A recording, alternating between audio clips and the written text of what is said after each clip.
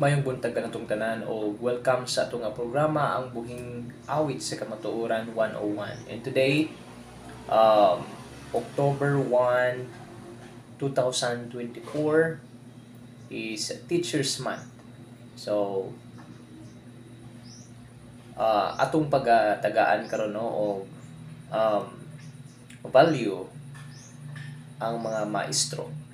But dili sa nato tagaag emphasize ang kining atong mga maestro o mga maestra sa schools.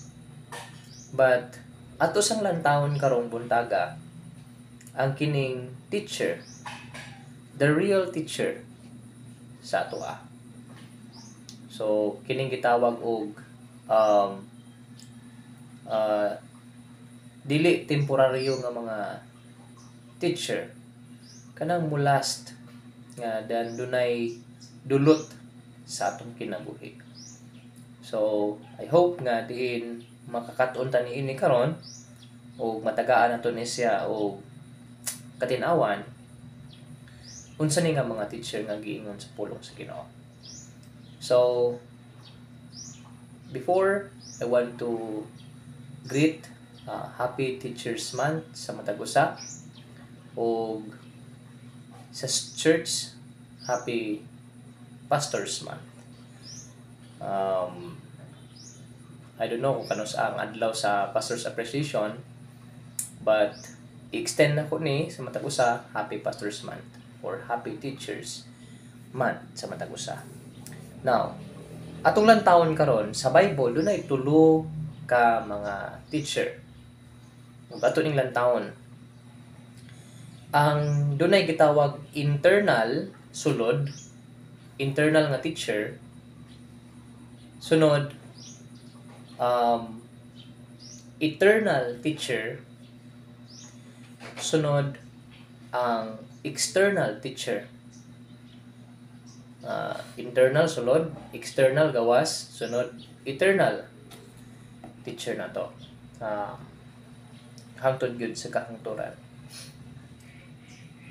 Now, atong lantawon karon ni mag-start ta una no sa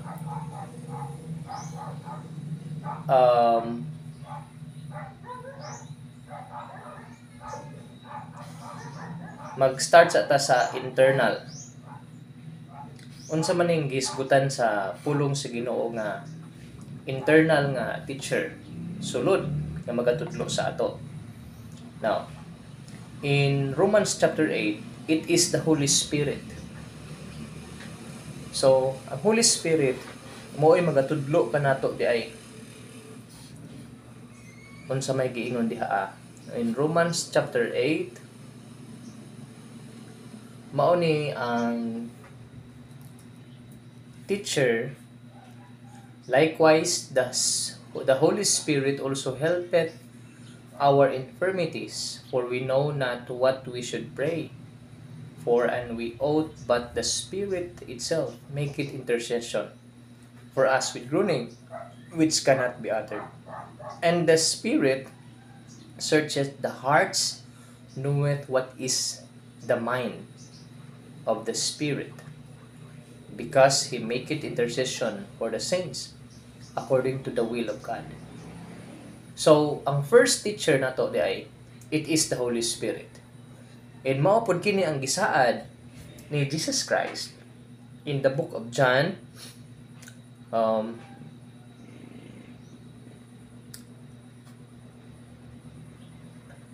giingon da sa John chapter 16, "But now I'm going to the one who sent me, yet none of you asked me, where are you going? But because I have told you this, sorrow has filled your hearts. However, I am telling you the truth, it's for your advantage that I'm going away, because if I don't go away, the helper won't come to you.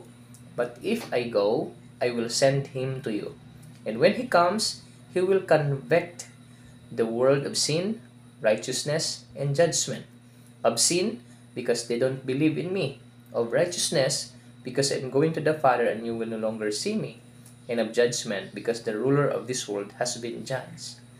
So, it is the Holy Spirit. Ang Holy Spirit mo'y mahimong magtudlo nato first teacher sa ato, no, sa ato nga spiritual life sa sulod. Tungod kay during the day of salvation, mao ni ang hitabo, you too have heard the word of truth, the gospel of your salvation.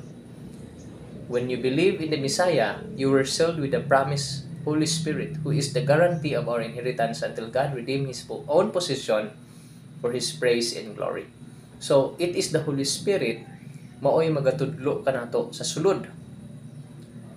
Ginatandog sa Holy Spirit. Unsay giingon pag dinhiya ang inner being nato, ginaingon din no sa Galatians chapter 5 verse 22.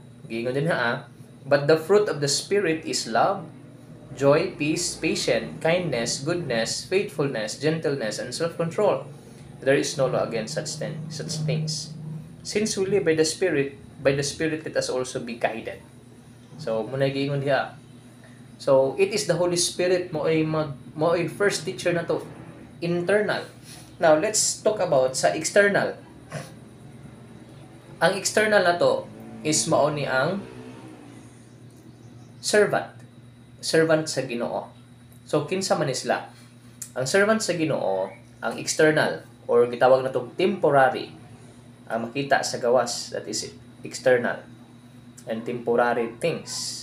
Giingon sa Ephesians chapter 4 verse 11, ingon diha, and it is He who gifted some to be apostles, others to be prophets, others to be evangelists, and still others to be pastors and teachers, to equip the saints to do the work of the ministry and to build up the body of the Messiah, until all of us are united in the faith and in the full knowledge of God's Son, and until we attain mature adulthood and the full standard of development in the Messiah. Then we will no longer be little children, tossed like waves and blown out by every wind of doctrine, by people's trickery, or by clever strategies that would lead us astray.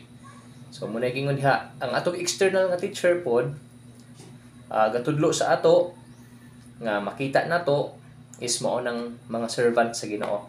Kinsa man ni sila? Pastors and teachers, Sunday school teachers, children's ministry teachers, ug uban pa na nga mga teachers. So, ang internal nga teacher nato is mao ang Holy Spirit. Ang external mao ni ang kining mga servant sa Ginoo.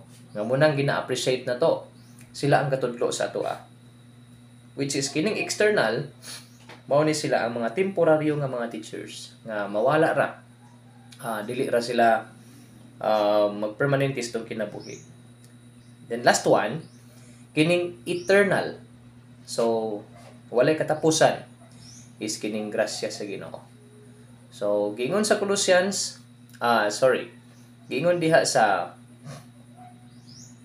giingon din niya indugang na pod no sa Colossians 1:28, mao ni ang giingon ni Apostle Paul, it is we proclaim as we admonish and wisely teach everyone, so that we may present everyone mature in the Messiah.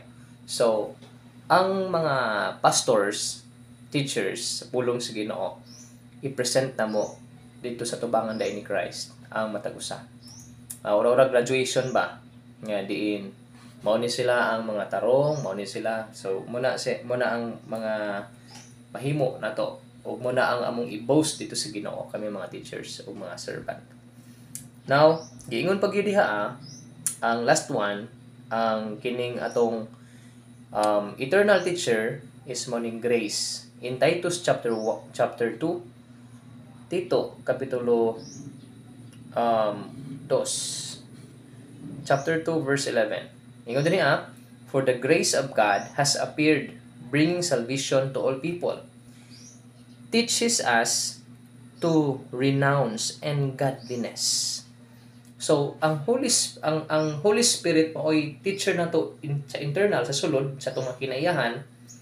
And then, ang mga servant sa Ginoo, sila ang teacher na to external. Ang eternal teacher na to is mao ni ang grasya sa Ginoo. The grace, it teaches us to renounce ungodliness and worldly passion, so that we might live sensible, honest, and godly lives in this present age.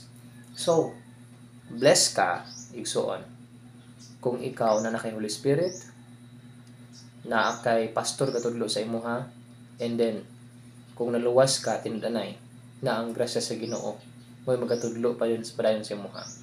Munang pasalamatan ni mo ni sa Ginoong Dios. Muni angay ni mo nga pasalamatan ug tagaan ni mo appreciation. Nauta nga ang pulong sa Ginoo nagpahinumdom kanimo, daghang salamat.